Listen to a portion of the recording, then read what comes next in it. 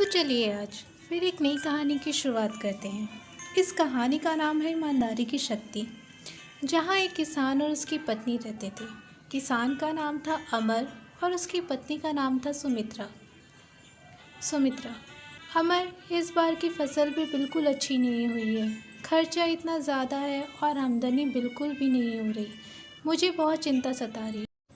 हमें धैर्य रखना होगा, मेहनत का फल मीठा होता है। धैर्य कैसे रखें, मुझे आगे भविष्य की चिंता हो रही है।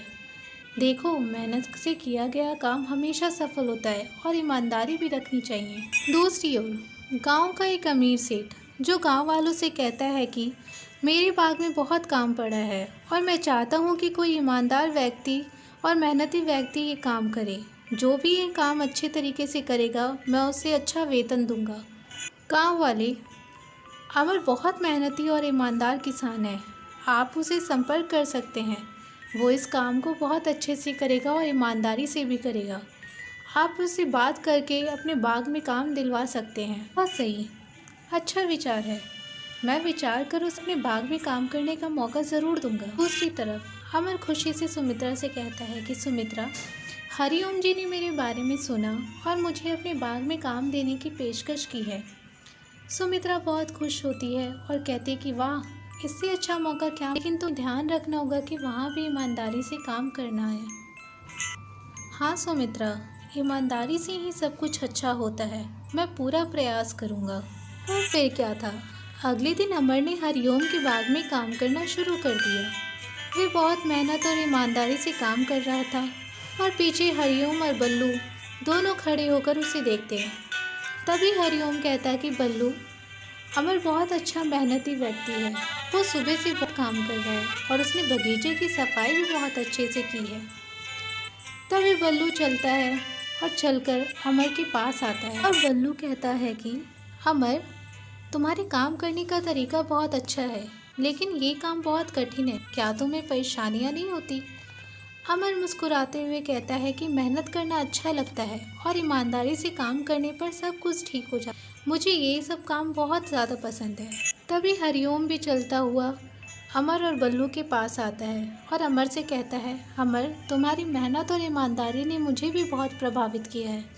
मैं तुम्हारे काम की गुणवत्ता देखकर बहुत ज़्यादा खुश हूँ। और कुछ हफ्ते बाद वो काम समाप्त हो जाता है और हरिओम अमर से मिलने आता है और हरिओम अमर से कहता है कि अमर, तुम्हारी मेहनत ने बाग को एक नया जीवन दे दिया है। तुम ना केवल बहुत मेहनती हो, बल्कि ईमानदारी के प्रतीक भी हो। मुस्कुराते हुए, धन्यवाद हरिओम जी, मैं हमेशा ईमानदारी से काम करता हूँ, ये मेरा स्वभाव है।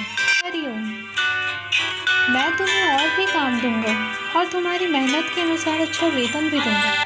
तुम्हारी ईमानदारी की वजह से तुमने गाँव में एक अच्छा उदाहरण प्रस्तुत किया है। अगले दिन अमर और सुमित्रा बहुत खुशी खुशी रहते हैं और बातें करते हैं। सुमित्रा खुशी से, अमर, हरिओम जी ने तुम्हारी मेहनत और ईमानदारी को सहारा है और अब हमारे पास भी पैसा है और हमारी सारी चिंताएं दूर हो चुकी हैं। तभी अमर कहता है कि हाँ, बिल्कुल सही कह रही हो। ईमानदारी और मेहनत का फल हमेशा मीठा होता है। हाँ, आज हमने एक नई सीख सीखी है। ईमानदारी और मेहनत से हम बड़ी से बड़ी मुश्किलों को भी पार कर सकते हैं। अगली सुबह जब अमर अपने घर से निकलता है और चौराहे पर गांव वालों को देखता है कि वो आपस में खड़े होकर बात करते हैं और फिर गांव वाले अमर से कहते हैं कि अमर, तुमने हमें कर दिखाया कि मेहनत और ईमानदारी से ही सब कुछ प्राप्त हो सकता है। तुमने एक बहुत अच्छा उदाहरण दिया है गाँव वालों को और हमें तुम पर गर्व है। धन्यवाद गांव वालों, मेहनत और ईमानदारी से ही सब कुछ संभव है। तो दोस्तों, इस कहानी से हमें ये सीख मिलती है कि हमें हमेशा मेहनत और ईमानदारी से काम करना चाहिए और भविष्य में हमें इसका फल ज़रूर मिलता है। और अगर आपको ये कहानी अच्छी लगी हो तो मेरे चैनल को लाइक एंड सब्सक्राइब करें और बेल आइकन प्रेस करना कभी ना भूलें। धन्यवाद।